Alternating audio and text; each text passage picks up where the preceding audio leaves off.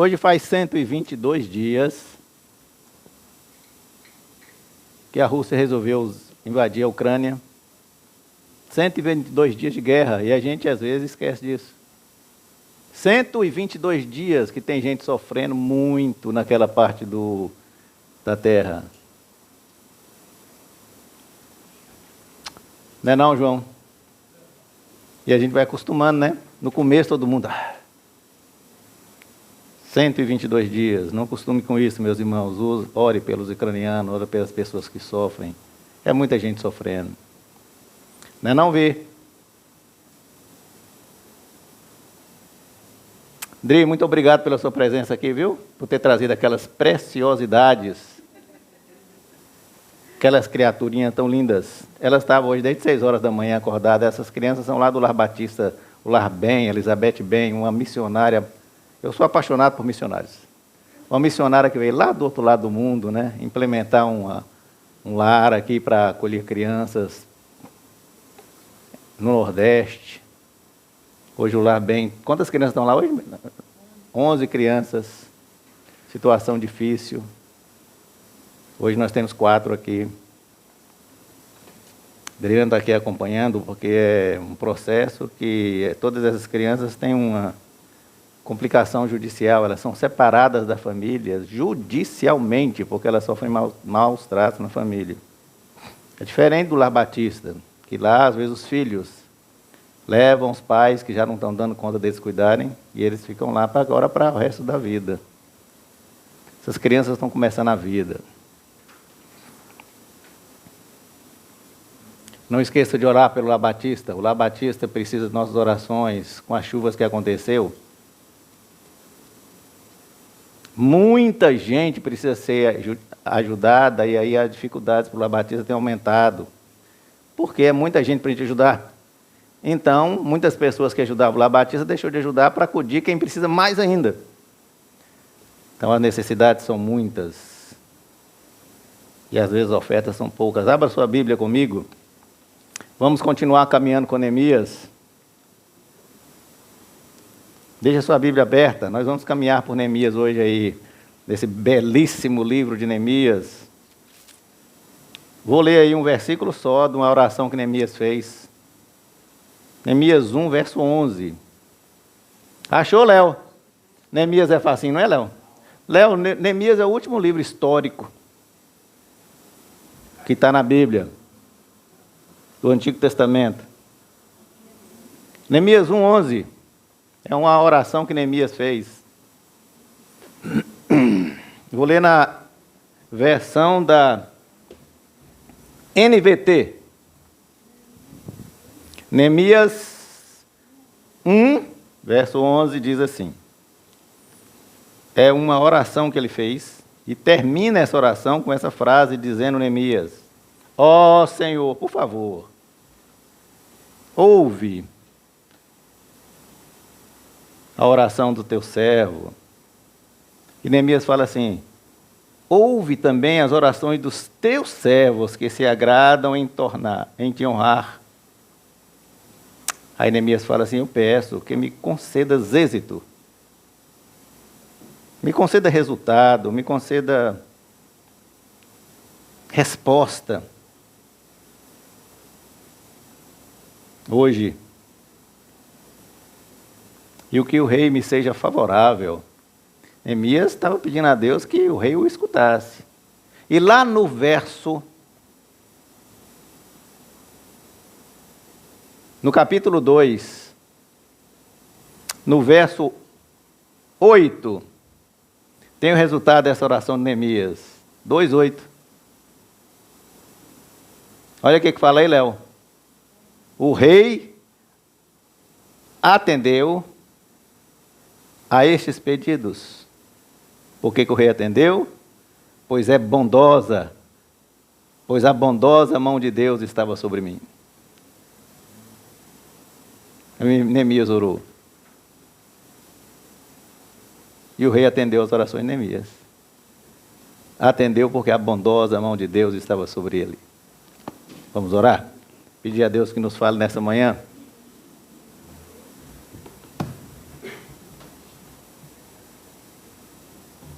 Deus de Neemias, o mesmo Deus de Abraão, o mesmo Deus de Isaac, o mesmo Deus de Jacó, o mesmo Deus de Maria, Deus do irmão Antônio, Deus da irmã Carminha, Deus da irmã Adriana, Deus de Hugo, Deus que servimos. Fala aos nossos corações nessa manhã, Senhor Deus. Deus de Teresa, Deus de Alice, Deus de João Batista, nosso bom Deus. Fale aos nossos corações hoje, ó Pai, para que nós saímos daqui pessoas melhoradas em relação à nossa responsabilidade que temos em trazer o Teu reino a esse mundo. Te suplicamos isso de forma humilde, porque não é minha capacidade, muito menos minha retórica, Senhor Deus, que é capaz disso. Mas é o Teu Santo Espírito que precisa falar aos nossos corações. E te pedimos isso em nome de Jesus. Amém. Amém. Neemias é o último livro histórico do Velho Testamento. Eu acho, aí eu estou falando como acadêmico, ele está no lugar errado na Bíblia. No lugar errado na Bíblia, não é que a Bíblia está errada. Ele está no lugar errado na Bíblia, mas isso é outra história. Isso é coisa de acadêmico, viu, Antônio? Porque no livro de Neemias tem muitas profecias, de Daniel até de Zacarias. E ele está lá logo muito antes. Mas enfim, deixa eu relembrar para vocês como é que a gente chega em Neemias, senão a gente fica assim meio perdido, né? Quem é Neemias, afinal de contas? Principalmente quem não está muito familiarizado com a Bíblia. O povo hebreu, ele foi cativo no Egito muitos anos, irmã Vera. Não foi brinquedo, não. 4 séculos e um pouquinho. 430 anos. Isso segundo o Êxodo 12, 40. 430 anos o povo hebreu foi cativo no Egito. Sabia disso, Flávio? Mais ou menos. Os 30 ficou por minha conta. Não, foi Moisés que falou. 430. Tem gente que discorda disso. Por exemplo, Rodrigo, que é um grande, e eu admiro muito o Rodrigo, é um adventista, que é um paleontólogo muito bom, ele disse que não chegou a estudo não. Mas, enfim, a Bíblia está escrito lá, eu acredito na Bíblia. Eu sou igual a minha mãe. Está na Bíblia, eu acredito. O povo hebreu sai dessa escravidão, chega em Canaã, irmã Carminha. Depois de 430 anos. Quando eles chegam em Canaã, eles são governados pelos juízes. É a época que o irmão Evandir gosta demais. Do Gideão era um desses juízes. Você não gosta de Gideão? Está vendo tu? Como é que eu sei? Eu sou um Gideão. Ele é um Gideão. Aí, Beto, tem Jefté também. Beto tem Sansão, Beto, igual tu. O último juiz, Beto, foi Samuel. Samuel, que foi o último juiz. O povo começou a gritar, queremos rei, nada de juízes, queremos democracia nisso. Aí, Tereza, o povo às vezes não sabe o que quer. Você sabe disso, né? Pois bom, então vamos lá, vamos para um rei, Saul. Primeiro rei de Israel, rei Saul. Bruna, esse homem aprontou aqui só. Ele era um homem segundo o seu próprio coração. Então ele foi uma encrenca, foi um desastre o reinado dele. Por causa desse desastre veio o segundo rei, que foi Davi. Este era o contrário de Saul. Era um homem segundo o coração de Deus. Era um homem perfeito, irmão Antônio? Não foi. Davi aprontou demais. Eu tenho um colega que fala que o céu que Davi está, ele não quer ir, não. Davi aprontou que só. Mas Davi tem uma coisa muito bonita. Ele falou, cria em mim, ó Deus, um coração puro e renova em mim o espírito. É isso que Deus quer nos nossos corações. Deus não quer perfeição. Deus quer que você se disponha a fazer o que é necessário para você ser uma pessoa melhor. Mais paciência. Todo santo dia você pede a Deus, mais paciência comigo, Deus. Deus me dê mais aplicação para me fazer as coisas. É isso que Deus quer. Deus não quer gente perfeita, Ele não precisa. Perfeito é Ele. Depois veio Salomão, filho de Davi. Concorda, Tereza? Que Deus não quer gente perfeita? Deus quer que todo dia você vai trabalhando assim. O homem mais sábio que o mundo já teve. Toda a história da humanidade, Salomão foi o mais... O cara cabeça, viu, Léo? Diz que ninguém foi tão sábio como Salomão. Também aprontou. Nem vai existir, segundo Léo. Fez o reinado mais rico também da história da humanidade, Salomão, irmã Vanise. Construiu o templo é famoso. Quando Salomão sai, ele deixa o filho dele Roboão. Não coloca o nome do seu filho de Roboão. Não é um nome bonito, viu? Roboão, ele administrava o reino que era unido nessa época. 12 tribos de Israel, os filhos de Jacó. Aqueles meninos lá, irmão de José, compôs as 12 tribos de Israel. E Roboão administrava essa galera toda. Quando Salomão morre, a galera fala: Roboão, meu amigo, você é um cara jovem, poderoso. Aumenta o ICMS da gasolina aí, cara. Bota pra lascar. Esse dia eu estava pregando na igreja, eu falei: bota pra lascar. Aí a irmãzinha lá me chamou: olha, lascar é uma palavrão. É mesmo, Antônio? Lascar é palavrão? Olha como é que o povo, né? Lascar é partir, torar, não é? Depois o povo falou lá comigo: não, meu irmão, o pastor não fala lascar. Eu falei: eu falo. Uai, tira uma lasca. Eu falei: lá em Minas é muito comum de falar assim: lascou. Lascou é partiu, né? Foi bom. Roboão vai, em vez de escutar as pessoas que sabiam o que estava falando, vai escutar a galera. Hoje é assim também. Então, tanto de universitário que escuta a galera. Está indo de mal a pior o trem. Foi bom. O reino, então, por causa dessa presepada de Roboão, se divide. Viu, Léo? Rachou. Fica 2 reinos agora, Léo. O reino do sul e o reino do norte. No reino do sul, Léo, chamado Judá, esse era Roboão que governava. A capital era Jerusalém. Só tinha 2 tribos. A tribo de Judá e a tribo de Benjamim. O outro reino, chamado Reino do Norte, que era Israel, 10 tribos, capital era Samaria. Aí vocês começam a entender a confusão, porque que judeu não gosta de samaritano. Perceberam? Então, o reino do sul era quem? Judá, com a capital em Jerusalém. O reino do norte era Israel. Olha que coisa, Israel, reino do norte, Israel. Capital Samaria. Aí os judeus, olha que coisa, uma capital era Jerusalém, outra capital Samaria. Começa a briga. Está vendo por que os judeus não gostavam de samaritano?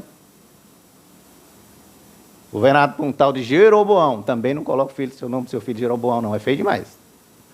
Jeroboão. Ô Jeroboão. Meus irmãos, o reino do norte, depois de dividido, começa a aprontar, Léo. Cair na gandaia. Promiscuidade, idolatria. Imagina, Léo, tu que não presta se for fazer. Corrupção. Os governadores fundou o dente no ICMS do povo. Era uma anarquia. Resultado, entendam isso. Deus manda o castigo. Meus irmãos, Deus castiga. E Deus, a Bíblia fala que Deus providenciou o castigo. Que coisa, né? Não, Deus é bonzinho, Deus é misericórdia, mas é justiça. Deus manda uma poderosa nação, os assírios, domina essa galera toda, Léo, faz eles escravos. Aí que eles viram a avó pela greta.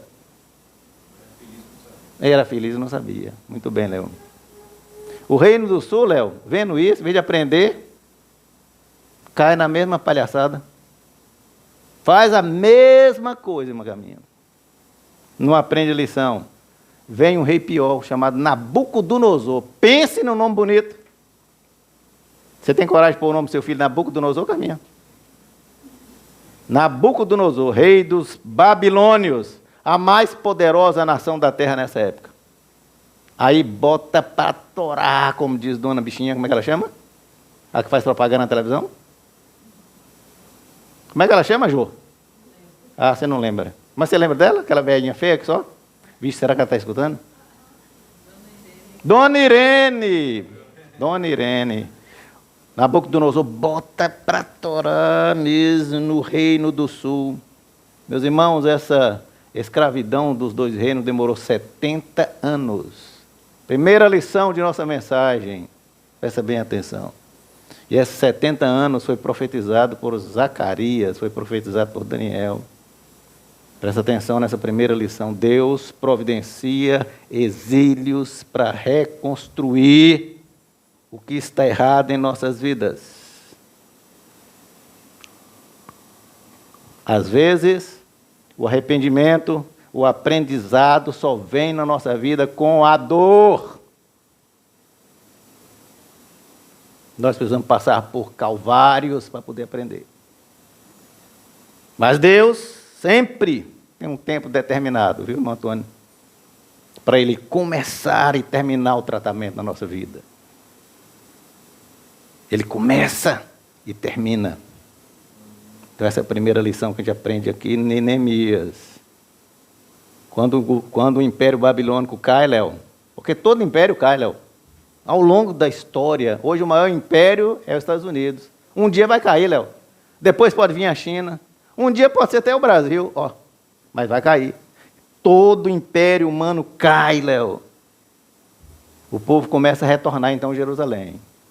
Porque aí quem estava mandando no pedaço era o Império Medo-Persa, comandado pelo rei Ciro. Bacana isso, não é não, Tereza?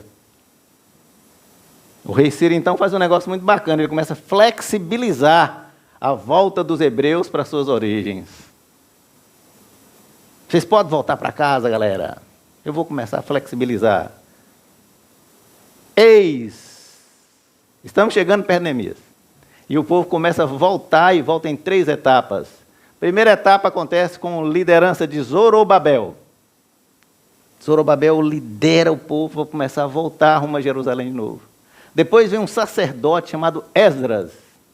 Esdras lidera essa galera de novo para voltar para Jerusalém. E finalmente Deus levanta o grande Neemias para liderar a terceira leva de gente para voltar para Jerusalém.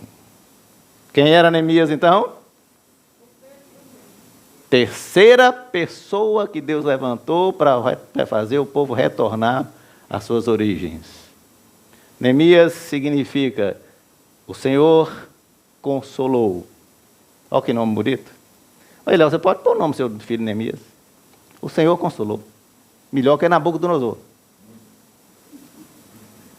O copeiro do rei. Esse rei chamava Artaxerxes. Também não coloque o filho do seu nome de Artaxerxes. É feio demais. Sabe quem era Artaxerxes, Flávio? Lembra de Esté, Flávio? Esté, você lembra, né? Casou com o rei Assuero, você lembra? Pois Artaxerxes era filho de Assuero. Está vendo como é que Deus trabalha? Vai lá Esté, casa com o rei. O filho do rei agora tem um copeiro com ele que era judeu. Olha Deus trabalhando. Na geração antiga, tinha uma brecha para um judeu. Na geração posterior, ter um copeiro trabalhando como copeiro do rei. Copeiro, é um mordomo. É mais do que isso, sabe, Tereza? Por quê? Porque a função do copeiro era uma coisa fundamental, porque é o seguinte, ele tinha que evitar que o rei fosse envenenado. Porque ele tinha que comer tudo que o rei fosse comer antes. Se tivesse que morrer, ele que morria primeiro. Ele tinha uma responsabilidade de dar saúde ao rei, de dar alegria, ele tinha que dar segurança, fazer com que a vida do rei fosse saudável. Era qualquer um? Pense no homem que tinha que ter confiança, né? Se ele pisasse na bola, não é não, João? Neemias é um exemplo maravilhoso, sabe, meus irmãos, de uma coisa que Deus levanta liderança onde a gente menos espera. Um copeiro. Neemias me mostra uma coisa muito interessante na minha vida, sabe, Léo? Eu passei a vida inteira fazendo treinamento de liderança e dando também treinamento de liderança, e Neemias me mostra que liderança não se aprende na escola. Liderança, Tereza, Na escola, sabe o que a gente vai aprender? A gente vai aprender técnicas. A gente vai aprender processos. Mas a liderança, ela é nata, ela é dom. Ela é vocação, ela é aptidão que Deus dá às pessoas. E principalmente,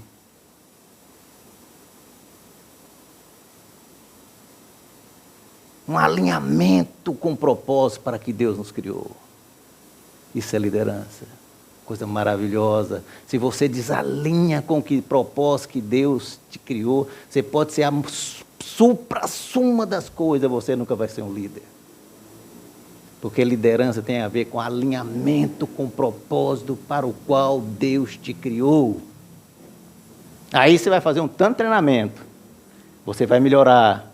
Você vai aprender técnicas. Mas liderança tem a ver com propósito. Segunda lição que nós aprendemos nessa mensagem. Deus coloca pessoas estratégicas para fazer grandes projetos acontecer, independente da função que nós temos. Um copeiro, porque o importante para Deus, Léo, não é a função que você tem, não é a função que eu tenho, mas é a disponibilidade que a gente tem para servir ao reino de Deus.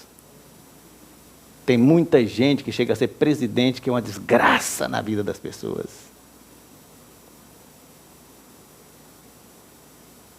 Neemias era um copeiro. Nós estamos há 2022 anos depois de Cristo, falando de Neemias. Perceberam? É por isso, meus irmãos, que Deus, de fato, não chama pessoas capacitadas para fazer a obra dele.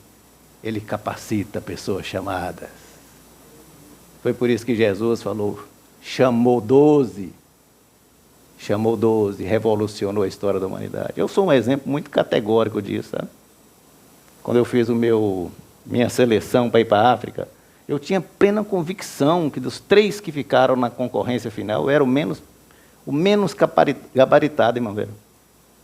Mas Deus falou comigo, a missão é sua, porque você tem um projeto missionário lá, eu preciso de você lá. Coisa maravilhosa, né? Eu tenho exemplos tão bonitos disso, que eu tinha certeza que Deus estava maravilhoso naquele ministério. Transformador. Falei com o Josi, nós temos que pelo menos 500 almas levar para Jesus, desse tempo que nós vivemos na África. Eu acho que nós superamos isso, pela misericórdia e graça de Deus. Neemias vivia uma vida excepcional, privilegiada, sabe, meus irmãos, na zona de conforto, no Palácio Real. O Palácio Real ficava em Suzã, capital do Império Persa. Olha o que Neemias gozava, Léo. Olha a mordomia de Neemias. Total confiança do rei. O rei só comia o que o homem colocava. Pode comer, eu garanto. Protegia o bem-estar, a saúde, a vida do rei todo dia.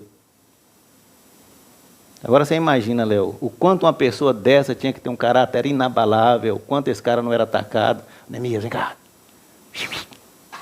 Nós vamos te dar uma propinazinha aqui, meu irmão. É um chumbinho só. Você detona esse cara e nós vamos te dar o que você precisar. Você entendeu, irmão Antônio? O quanto um cara desse tinha que ter o caráter inabalável. Essa semana nós ficamos assustados aí com os pastores que estão envolvidos no escândalo, né? E, às vezes 50 mil. Agora você imagina um cara que serve o rei. O cara podia dar para ele o maior império do mundo, podia dar para ele o que ele quisesse. Olha o caráter de Neemias. Neemias, Léo, nunca precisava se preocupar com previdência social, previdência privada, seja o que fosse. Por que, Léo? Porque ele tinha garantia vitalícia para o resto da vida do bem bom. Enquanto o reinado durasse, ele tinha garantido estar na elite da sociedade. Neemias tinha casa boa, morava onde? No palácio? Neemias tinha comida boa, o rei comia a comida que Neemias comia. Não era PF, não. Segurança absoluta, Léo. Neemias tinha toda a segurança, não podia acontecer nada com ele. Ele tinha mais mordomia do que os caras do Supremo têm hoje. Não tinha? Sim, Flávio? Terceira coisa, Neemias precisava preocupar com o plano de saúde? Ele não podia adoecer, ele não podia nem ter uma dor de barriga. Quando eu vou comer alguma coisa que tem leite, Tereza, eu tenho que tomar um comprimidinho para intolerância à lactose. Naquela época não tinha, não. Neemias tinha que se cuidar. Se ele tivesse intolerância à lactose, ele estava perdido. Porque se tivesse uma dor de barriga... Ele tinha uma dor de barriga, o rei não podia ter. E como é que ele ia fazer? Porque ele era o filtro. Se ele tivesse uma dor de barriga, o rei podia ter dor de barriga também. Vocês estão compreendendo a importância do cara? Então, Neemias era o filtro para que o rei tivesse uma vida boa, uma vida segura e uma vida feliz. Não era? Assim era a vida de Neemias. Lá na África, quando um cara toca uma vida desse jeito, a gente fala, o cara tem uma vida cuiabué. Sabe o que é cuiabué, irmã Vera? É um luxo, uma vida que é uma beleza, tudo de bom, não precisa preocupar com nada. Um belo dia, irmã Vera. Irmã Vandir, estás acordadinho? Muito bem. Se você dormir, eu te acordo, viu? Um belo dia, Neemias sofre um abalo na vida. Irmã Vanise, a vida é assim, irmã Vanise. A gente está no bem bom, está tudo normal, Tereza, está tudo mil maravilhas. Um dia, chega uma notícia ruim. Neemias recebeu a visita do irmão dele, chamado Hanani. Parece nome de índio, né? Hanani chega, veio do Reino do Sul. Eu falei que o Reino do Sul estava anarquia, não estava? Chega lá e fala com ele. Neemias pergunta para ele, como é que estão as coisas por lá? Rapaz, eu não te mandei o WhatsApp, você não leu o WhatsApp que eu te mandei, não? Tu manda não? Você não leu o WhatsApp que eu te mandei? Você está tão preocupado com o rei? Veja aí o seu WhatsApp, o que está dizendo. Coisa lá está uma anarquia, rapaz, uma miséria, um desprezo. Os muros foram destruídos, as portas foram queimadas. Está aí no verso 1, 2. Neemias se abalou, meus irmãos.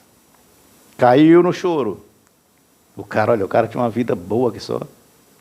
Caiu no choro, irmã Caminha. Por dias ele chorou. Jejuou. Orou. Verso 1, 4. Essa oração que ele estava fazendo. Sabe por quê, meus irmãos? Será por que Neemias ficou tão abalado, meus irmãos? De repente recebe uma notícia dela e se abala tanto. Sabe, João? Porque embora ele vivesse numa zona de conforto muito grande, servindo a um rei, mas Neemias tinha um compromisso com o rei dos reis. Você vê que coisa, quando a pessoa tem compromisso com o reino dos céus, né? Foi bom? Terceira lição que nós aprendemos nessa caminhada com Neemias. Nós podemos ter a mais honrosa, a mais prestigiada, a mais reconhecida, a mais importante, a mais relevante função na terra. Você pode ter, eu posso ter. Mas se seu coração está comprometido com o reino de Deus, você vai chorar, você vai se entristecer, você vai jejuar, você vai orar, você vai se colocar no lugar das pessoas que sofrem e vai se colocar à disposição do reino de Deus e colocar o reino de Deus em primeiro lugar. Se você, Josi, se você, Hugo, não ficamos tristes. Se você não chora com a dor, com o sofrimento, com o desprezo, com a exclusão das pessoas, alguma coisa está errada com o nosso cristianismo. Com o nosso comprometimento com o reino de Deus. Sabe por quê, meus irmãos? Porque cristianismo é essencialmente se colocar no lugar do outro.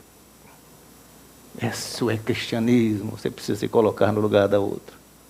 Por isso que Jesus fala dos pequeninos. É lindo essa expressão de Jesus. A notícia de Hanani impacta profundamente a vida de Neemias e muda a vida de Neemias radicalmente. Neemias que se via com excelência ao rei. Mas o coração de Neemias sabia profundamente o significado da prioridade, que significa primeiro o reino de Deus. Primeiro o reino de Deus. Neemias estava no bem bom. Chora alguns dias, porque o choro não pode, não consegue resolver situações. A gente só pode chorar alguns dias. Então é preciso a gente enxugar as lágrimas, agir, ter atitude, sair. Agir, ação. Entra a nossa quarta lição para aprender com Neemias. Não se vitimize, meu irmão. Diante de problemas, não fique pensando que choro vai resolver problema. Deus não move uma palha para fazer o que é nossa responsabilidade diante de um problema. Nem uma palha. Mas Ele move o universo para fazer o que é responsabilidade dEle. Sabe ver? Deus faz o impossível quando nós fazemos o que nos cabe, que é o possível. Quando Neemias chora, Neemias ora, Neemias jejua, ele pede Deus para agir. A resposta, João vem com 4 meses. Deus age. Por isso, quando a gente ora, entrega, espera, Deus faz a parte dele. Então, entregue, meu irmão. Confie, espere que Deus vai fazer a parte dele. Um belo dia, Neemias chega na presença do rei, cabisbaixo, farol baixo. Esse dia eu cheguei no Lar Batista, a irmãzinha Esté estava com o farolzinho baixo. Ela é sempre muito feliz, muito sempre alegre. Eu falei, Esté, o que você tem? Nada não. Nada não, nada não. Não me falou nada. Outra semana depois, Esté, o que você estava tão triste a semana passada? Não sei. Não sei. Às vezes a pessoa tem um motivo para estar com o farol baixo. Não é assim, não, Vera? Triste, nós somos assim. Neemias tem um motivo para estar triste, não tinha? O rei falou com ele, o que está acontecendo, camarada? Mas eu fico olhando essa história de Neemias e falo assim, com certeza, né? Neemias transmitia alegria, Neemias transmitia para o rei confiabilidade, legitimidade no exercício do seu cargo, sabe por quê? Neemias fosse um cara hipócrita, Neemias fosse um cara sem credibilidade, o rei ia falar assim, esse cara só fica de jeito, vou ficar preocupado com ele por quê? Obviamente, nós estamos falando de um rei, o mais poderosa pessoa do Império Medo-Persa daquela época. Ele olha para Neemias e fala, Neemias, o que é que se passa, meu querido? Eu sei que você não está doente, porque se você estivesse doente, os meus médicos já tinham me falado. O que está acontecendo, Neemias? Neemias responde com a outra pergunta, que é uma coisa que eu aprendi agora quando eu fiz o doutorado no judaísmo. Uma coisa muito legal na sabedoria judaica. Jesus usava muito essa técnica. E eu uso muito com Josi. Jesus e os judeus, os rabinos, respondem sempre, às vezes uma pergunta com outra pergunta. Josi hoje me perguntou de manhã cedo. Como é que eu vou fazer para estacionar lá no coisa? Ali na contramão. É contramão lá na rua. Eu falei, uai, primo, você já viu algum carro descendo lá? Quer dizer, ela me perguntou, eu respondi com outra pergunta, percebeu? Aí ela reflete, não, nunca vi. Então, quando a gente responde com outra pergunta, você leva uma pessoa a uma reflexão. Quando o rei pergunta para Neemias, o que está acontecendo? Neemias responde para o rei com outra pergunta. Ele fala, olha, veio uns irmãos meus visitar aqui, me trouxe umas notícias muito ruins, a coisa está russa, está ucraniana, lá em Jerusalém, a coisa está difícil, muita miséria, muita judiação, muita tristeza. O senhor acha que eu tenho motivo para estar feliz?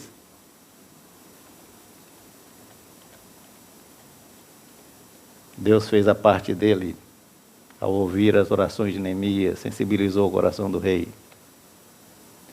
Eu fiquei pensando quando eu estava preparando essa mensagem, né? Quando Neemias falou isso para o rei, quais as possibilidades de um rei responder para Neemias? Olha, ele perguntou para o rei, você acha que eu tenho motivo para estar feliz?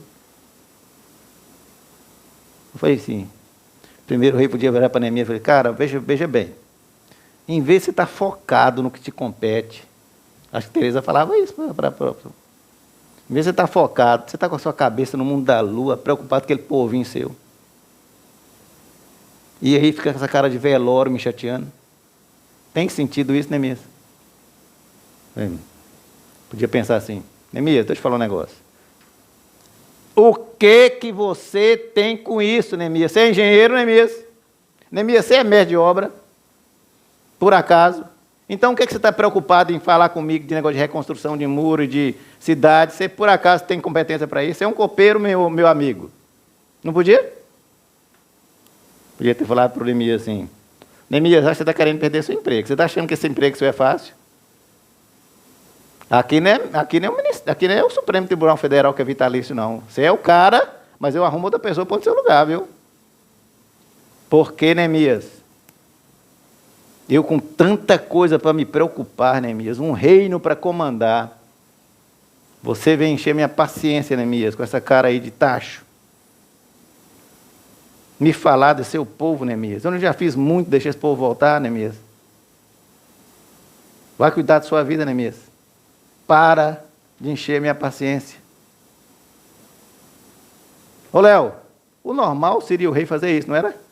Ele era o rei, não era não?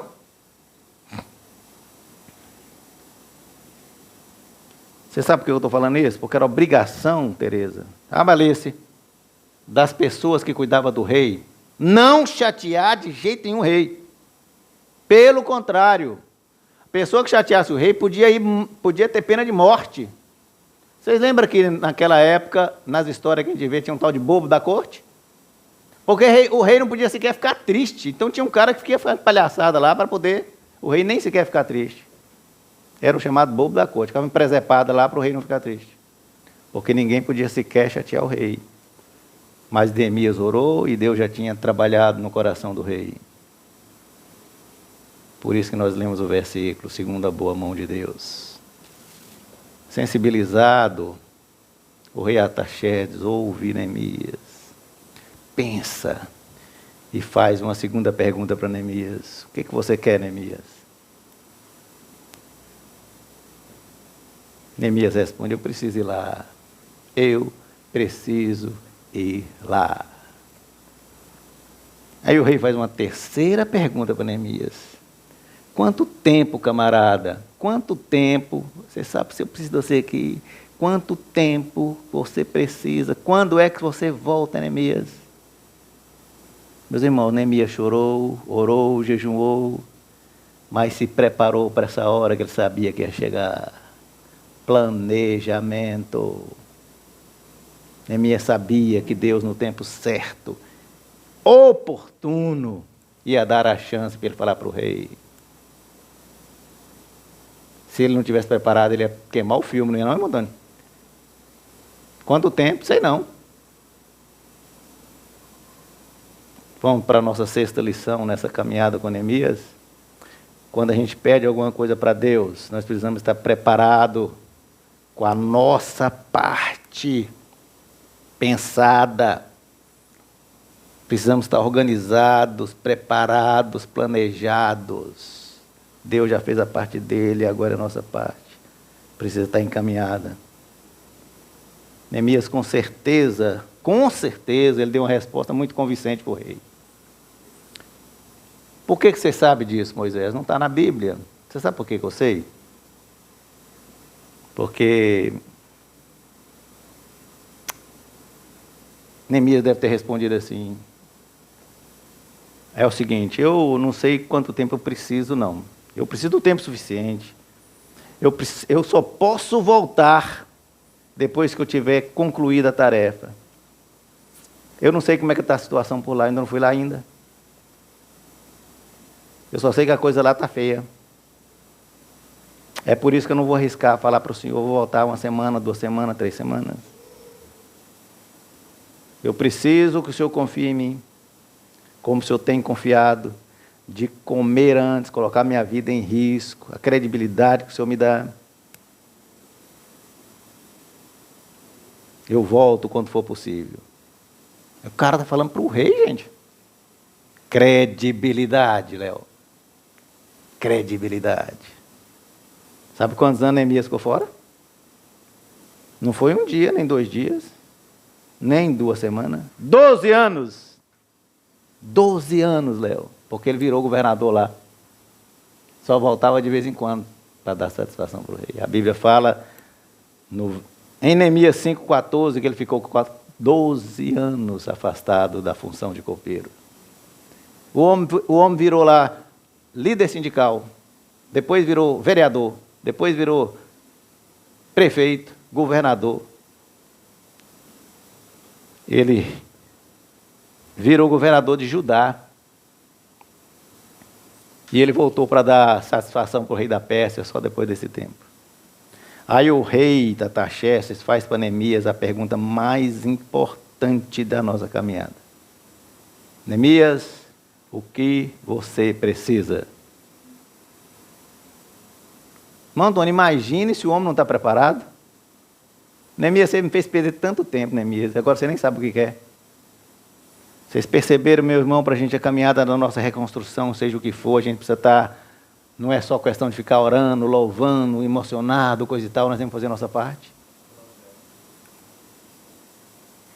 Neemias, preparado, responde na lata para o rei.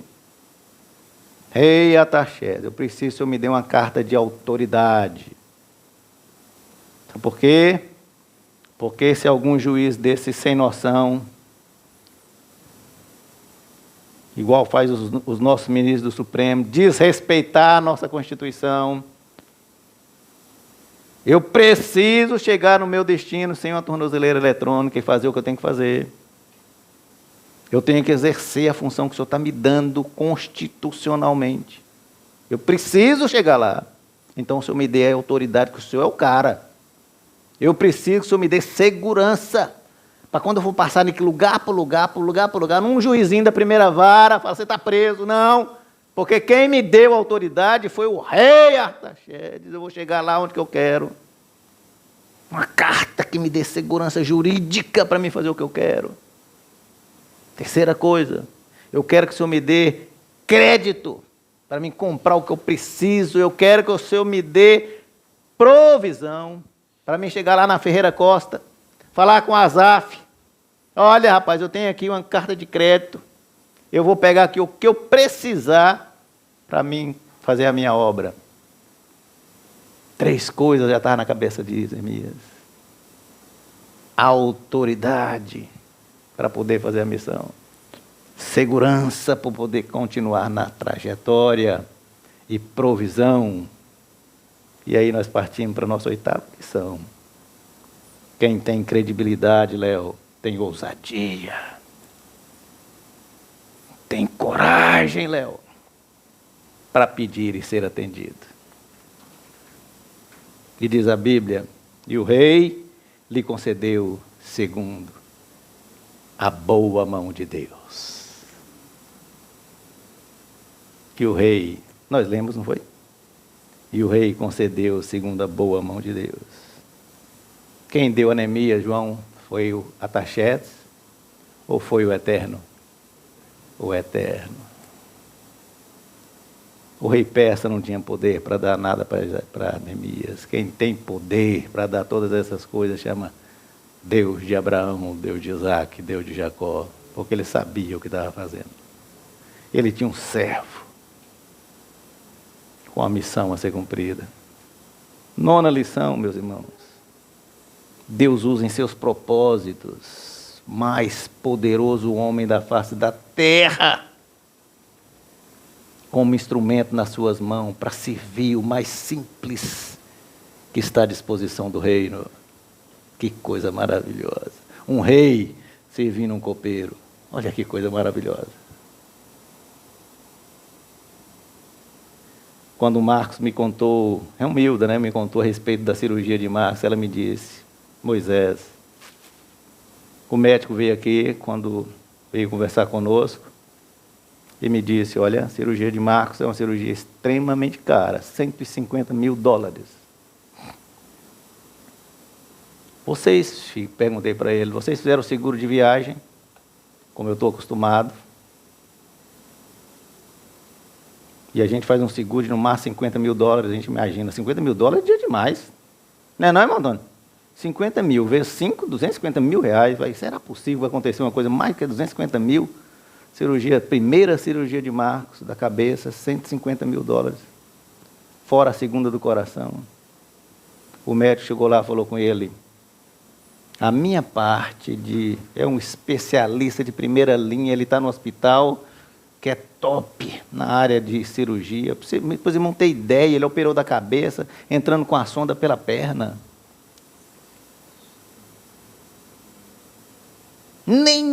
Nem um rasguinho na cabeça. Romilda também já operou da cabeça. Ela não tem olfato. E ela falou: Moisés, que diferença. Abriram minha cabeça toda aí no Brasil.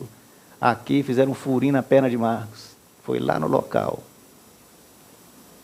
O médico virou para Marcos e falou: a minha parte, o hospital vai arcar com as despesas. A parte hospitalar, vocês vão cair num programa especial do governo para pessoas que estão visitando o país autorizado, porque o seu filho está aqui legal, trabalhando. Portanto, toda a parte de custo do hospital, o governo federal vai arcar com isso.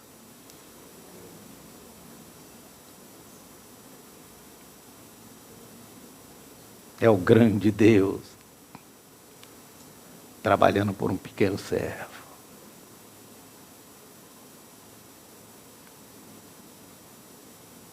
Quando o faraó quis medir força com Deus, Léo, faraó do Egito, Deus falou: rapaz, você não sabe com que você está mexendo. Você não tem noção com quem você está mexendo. Deixa meu povo ir, rapaz. Deixe meu povo ir. Não, eu sou o faraó do Egito. 10 pragas, Léo. O povo sofreu demais. Porque, Léo, Jó 42:2 diz o seguinte: bem sei que tudo podes, nenhum dos teus propósitos pode ser impedido. É bonito, não é, Flávio? Tudo pode. Deus pode todas as coisas.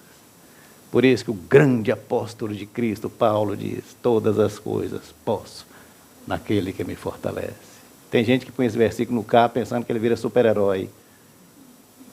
Não, meus irmãos. É quando você está na pior, você fala: todas as coisas eu posso naquele que me fortalece. Deixa eu caminhar para concluir, porque eu estou demorando demais. Estou demorando muito, Antônio. Estou não, irmã Caminha. Então vou falar mais meia hora. Tá bom, Léo, meia hora? Não, vou 10 minutos. Se o projeto for de Deus, Léo, se Deus tiver no nosso projeto, Léo, aqui na Orla Sul, se tiver no projeto aqui da Orla Sul, se tiver no projeto da sua vida, da minha vida, na Cecília Meirelles, qualquer que seja o projeto, se Deus estiver conosco, meus irmãos, nós temos que parar com conversa fiada, sabe? Pare com conversa fiada, meus irmãos. Pare com teoria. Hajamos, ousemos, atrevamos, cresçamos com coragem, com ânimo, com fé, com confiança, com ação, com atitude, com determinação. É isso que Deus espera. Sempre sem arrogância. Esse é o problema, meus irmãos. Confiando que os propósitos de Deus não podem nunca ser frustrados. Se o projeto é de Deus, ele não pode ser frustrado. Nós somos meros instrumentos da mais maravilhosa graça. Só instrumentos, irmã Vera. O homem mais rico do mundo, Elon Musk, que Hugo gosta muito dele. Admirador de Elon Musk, o Hugo. E o homem é uma pessoa física. Parceiro hoje, Tereza, da maior potência do mundo. Uma pessoa física, João. Parceiro da maior potência da humanidade, os Estados Unidos, na reconquista do espaço. Elon Musk. Se tem algumas fronteiras que nós temos que conquistar, o homem está à frente disso. Sabe, Jô? Qual é a filosofia da NASA, Jô, na reconquista dos espaços? É assim. Nós temos que prevenir o máximo acontecer acidentes com os nossos projetos. Qualquer erro no projeto, se tiver um resultado desastroso, se acontecer qualquer coisa catastrófica, um acidente, mais difícil fica dar continuidade. Isso é óbvio. Por quê? Porque o dinheiro é público e lá tem responsabilidade. Não é igual aqui não. Que tem dezenas e milhares de obras aqui que foi gasto fortunas, igual a Abreu e Lima, que está aí largada e não produz nada, deu um prejuízo enorme para a nação. Lá não. Por mais bem intencionado que seja, se acontecer um desastre com um foguete que estava indo, morreu gente, eles repensam o processo. Por isso que os projetos acabaram. Veio Apollo, Columbia, Discovery, acabou, não foi? Porque os impostos precisam ser muito bem gastos.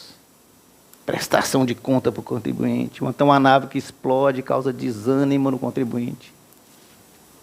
Encerra programas. Filosofia da NASA está certa ou não? A filosofia de Elon Musk. A NASA está correta em pensar assim. Dinheiro é público. Mas o dinheiro esse é meu, não é da NASA. O dinheiro é meu, eu gasto como eu quero. Nos meus sonhos, nas minhas realizações. Eu não sou governo, então quanto mais dificuldade, quanto mais fracasso, mais motivo de ânimo. Nada de desânimo. Nós precisamos obrigatoriamente, em cada desastre, passar para outro patamar. Reconstruir, prosseguir, catando os cacos. E, cara, ele cata os cacos mesmo. Os primeiros foguetes que caiu o irmão Antônio, ele ia com a equipe catando os cacos no lugar. Colocava num grande galpão. Olhava tudo com detalhe o que tinha acontecido. Sem se preocupar que na próxima ia ter 100% de êxito. Mas cada fracasso, cada erro, cada frustração, cada dificuldade, era uma experiência que não podia desanimar, não precisava ser exitosa, não pode significar desânimo. Enquanto eu tiver recurso, assim será, diz Elon Musk. É a partir dos fracassos que a gente reconstrói. Eis a razão porque o homem é um dos homens mais ricos do mundo hoje. Minha irmã Carminha, quando tiver uma dificuldade no Cecília Meirelles, não há motivo para desanimar, é que isso foi um fracasso, é a partir desse aprendizado que nós vamos melhorar. É assim que funciona. Eu, Moisés, acredito numa coisa, sabe, Léo? Que cristianismo não é fé de gente medíocre, sabe? Cristianismo não é fé de covardes. Cristianismo é fé de gente grande, gente de fibra. O Hugo ama quando eu faço isso. Gente atrevida, gente confiante, gente convicta de que é instrumento na mão de Deus. Porque Jesus me ensinou isso, eu amo Jesus profundamente. E ele me ensinou que com 12 pessoas ele revolucionou a história da humanidade. 12 pescadores, Tereza. 12 pessoas simples. Alguns pescadores, outros. Mas não tinha lá nenhum doutor, não. Porque nada pode impedir os propósitos do nosso Deus. Neemias não tinha vida fácil, meus irmãos, nunca teve vida fácil. Neemias encontrou uns caras presepeiros na vida dele. Tinha um tal de Sambalate, um tal de Tobias, um tal de Gesem, sabe? Pelejaram para trabalhar, atrapalhar o que Neemias tinha que fazer, irmã Carminha. Conspiraram, aperrearam, como diz o pernambucano, aperrearam o cara. Vá na paz, minha mãe.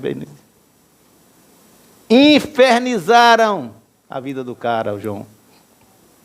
Aí nós chegamos na nossa 10ª lição, Tereza. Preste atenção, Tereza. Quando você se dispõe a servir o reino, se prepare, Tereza. Porque a oposição do inferno vai se levantar contra você. Toda pessoa que se propõe a fazer pelo reino vai ter oposição. Porque o diabo não fica satisfeito. A oposição do inferno vai levantar. Neemias, diante desse tanto de desafios, ele teve 3 posturas, João. Orar, encorajamento, enfrentando a situação e consolidação do que ele já tinha conquistado. Daqui para frente, orando, encorajando, avançando. Porque reconstrução, meus irmãos, de projetos de nossa vida se faz com oração, orientação de Deus. Coragem, adelante, sigamos, prossigamos. E consolidação, Tereza, do que já se passou. Meu carrinho encheu de água, ficou para trás. Agora o seguro é outro. A vida que segue. É vida que segue. E eu quero concluir com a 11ª lição na vida de Neemias. Está no capítulo 5 todinho. Maior desafio que Neemias teve, Tereza. Mais difícil, mais cruel, mais diabólico que eu acho. Sabe o que estava acontecendo lá, gente? Neemias pelejando para reconstruir os muros. E ele descobre que os judeus mais ricos estavam explorando os judeus mais pobres, extorquindo com juros absurdos a vida dos mais pobres.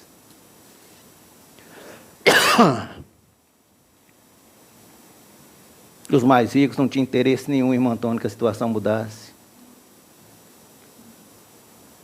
Os mais ricos tinham um projeto de poder, para deixar a coisa como estava. Manter a situação de penúria, porque estava bom assim para eles. Quando Neemias fica ciente dessa situação, rico explorando pobres, aproveitadores explorando a situação, egoístas, oprimindo necessitados. Neemias diz: pare tudo, nada de construção. Tenham vergonha na cara, seus cretinos. Tenham temor de Deus. Nós temos uma grande obra para fazer, que Deus me mandou fazer aqui. Eu tenho convicção que é uma exigência de um grande Deus. Mas eu não posso ser surdo ao grande clamor dos necessitados.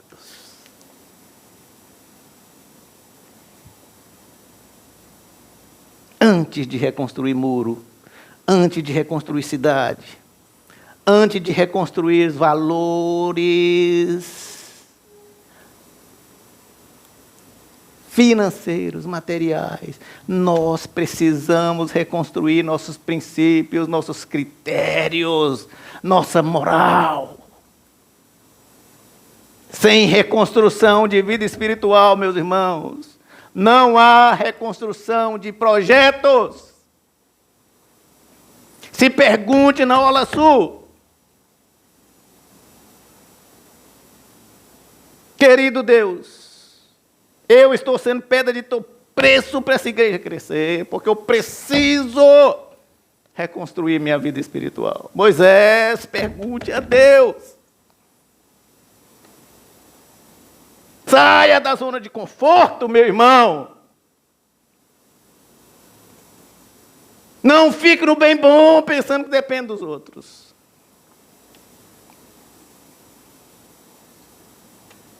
Sem reconstrução de vida espiritual, não existe reconstrução de projetos.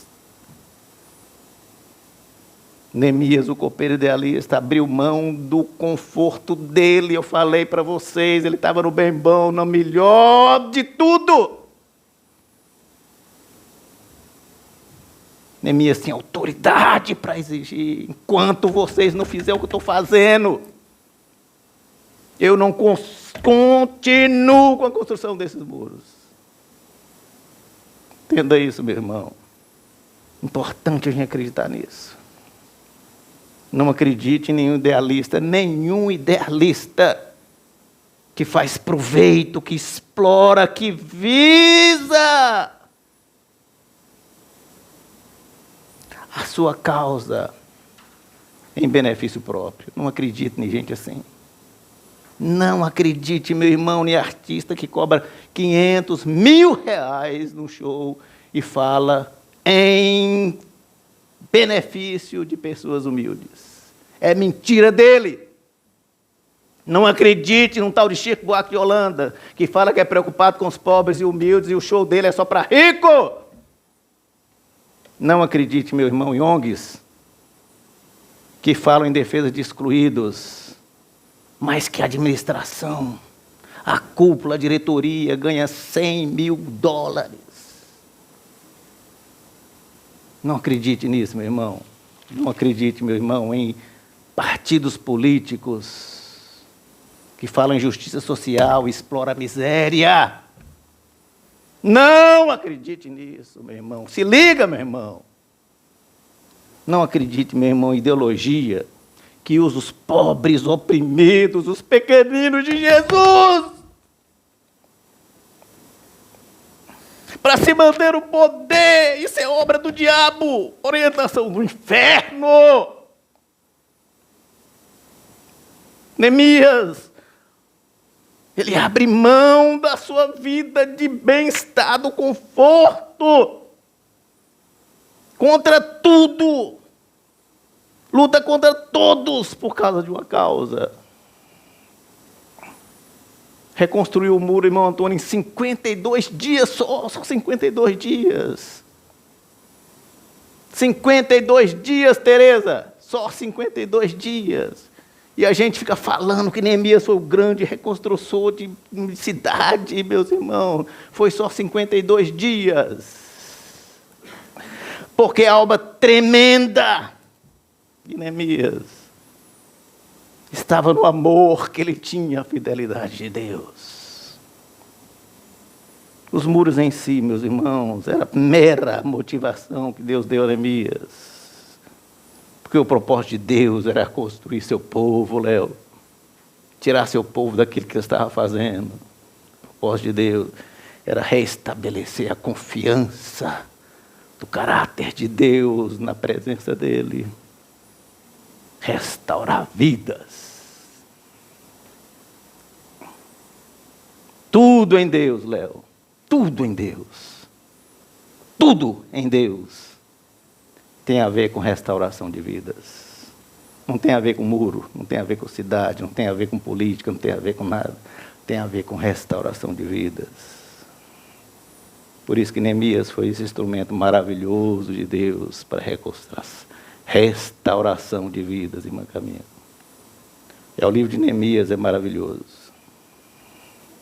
A vida de Neemias é maravilhosa. Nos dá centenas de lições. A gente ficaria aqui 2 anos falando das lições que Neemias nos dá. 2 anos. Seria pouco, Léo. Mas eu queria que vocês não saíssem daqui com uma coisa que Deus falou no meu coração e precisa falar nos seus. Nós cremos no mesmo Deus de Neemias. O Neemias que estava triste, abatido, aflito, angustiado,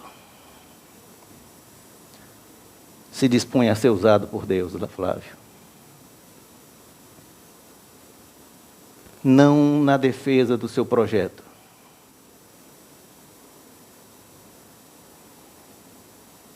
mas no que Deus precisava usar a sua vida. Ele disse a Deus: a começar em mim, Senhor, a começar em mim. Entenda, meu irmão. Entenda, por favor. Não há transformação, não há restauração, não há reconstrução para se efetivar no reino, para se efetivar em projeto, para se efetivar na Orla Sul. Se você não disser e se dispor a dizer a Deus: a começar em mim, a começar em mim. Que Deus nos abençoe. Querido Deus, obrigado pela tua maravilhosa palavra que fala profundamente nos nossos corações. Comece em mim, Senhor Deus. Comece em mim.